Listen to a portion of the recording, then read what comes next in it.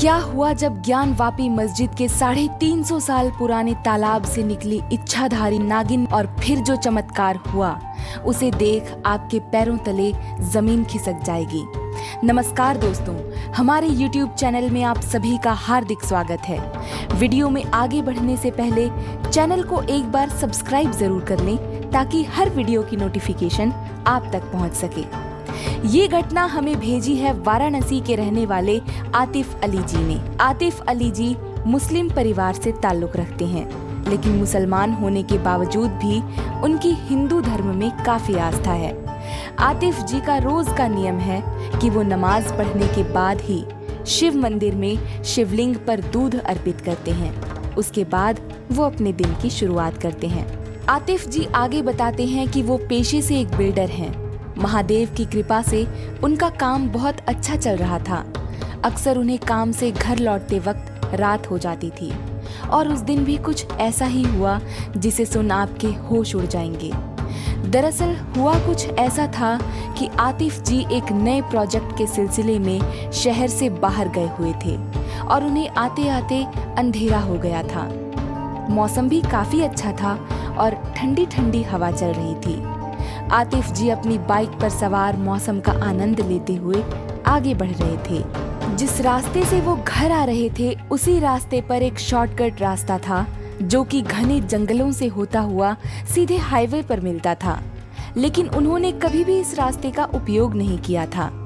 इसलिए आतिफ जी ने सोचा कि कभी इस रास्ते से गया भी नहीं हूँ, क्यों ना आज इसी शॉर्टकट को अपनाया जाए। उन्होंने अपनी बाइक उस रास्ते की तरफ मोड़ दी और वो महादेव का नाम गुनगुनाते हुए आगे बढ़ने लगे। कुछ ही मीटर आगे उन्हें रोड के साइड में एक बोर्ड दिखाई दिया जिस पर साफ शब्दों में लिखा था कि अंधेरा होने के बाद इस रास्ते का प्रयोग ना करें। वो रास्ता काफी सुनसान था जिस पर कोई भी व्यक्ति या वाहन दिखाई नहीं दे रहा था। उन्होंने घर जल्दी पहुंचने के लिए उस बोर्ड को भी अनदेखा कर दिया और आगे बढ़ने लगे। सड़क पर चारों ओर सन्नाटा छाया हुआ था, मगर सन्नाटे को कोई तोड़ रहा था तो वो उनके बाइक की आवाज थी। जैसे जैसे वो आगे बढ़ रहे थे उन्हें मन ही मन एक अजीब सा डर लग रहा था।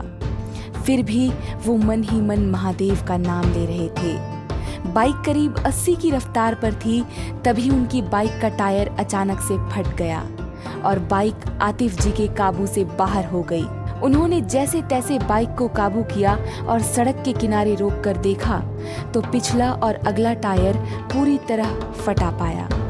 वो काफी घबरा गए और सोचने लगे कि अब मैं घर कैसे पहुंचूंगा। वहां उस सड़क पर उनकी मदद करने वाला कोई नहीं था। उन्होंने सोचा कि आखिर उनकी बाइक के दोनों टायर एक साथ कैसे पंक्चर हो सकते हैं। उन्हें कुछ गड़बड़ लगी और उन्होंने सड़क पर पीछे जाकर देखा तो वहां कई सारी कीलें पड़ी हुई थी। उन्हें समझ आ गया कि ये लुटेरों की चाल है, यहाँ रुकना अब ठीक नहीं। उन्हें जल्द से जल्द इस जंगल से बाहर निकलना होगा। महादेव का नाम लेते हुए उन्होंने भागना शुरू कर दिया। तभी झाड़ियों में से उन्हें किसी के बाहर आने की आहट सुनाई दी। उन्होंने पीछे मुड़कर देखा तो 3 लुटेरे उनका पीछा कर रहे थे। चिल्ला चिल्ला कर कह रहे थे, तुझे जितना भागना है भाग ले, अब तेरी मौत पक्की है। आतिफ जी काफी घबरा गए और वो भागते हुए पुरानी मस्जिद के तालाब के पास जा पहुंचे और थकान की वजह से गिर पड़े। इतने में ही लुटेरे भी उनका पीछा करते हुए तालाब के पास पहुंच गए और कहने लगे, अब तुझे कौन बचाएगा, अब तो तेरी मौत पक्की है। उन्हीं में से एक बोला, तेरे पास जो कुछ भी है उसे हमें दे दे। आतिफ जी उनसे रोते और घबराए हुए छोड़ने की विनती करने लगे। उन तीनों लुटेरों ने आतिफ जी को बहुत मारा और उनसे उनका मोबाइल और पैसे भी छीन लिए। आतिफ जी मन ही मन महादेव को याद करने लगे और कहने लगे, मैंने तो सुना है तू अपने भक्तों की मदद करने को जरूर आता है, लेकिन तू आज कहाँ है जब तेरा भक्त मुसीबत में है। इतना बोलते ही वो बेहोश हो गए।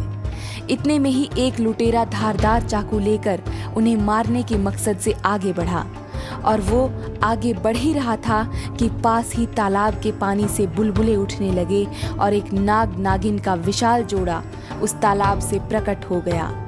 नागिन के जोड़े को देख लुटेरों के पसीने छूटने लगे और उन्होंने वहां से भागना शुरू कर दिया।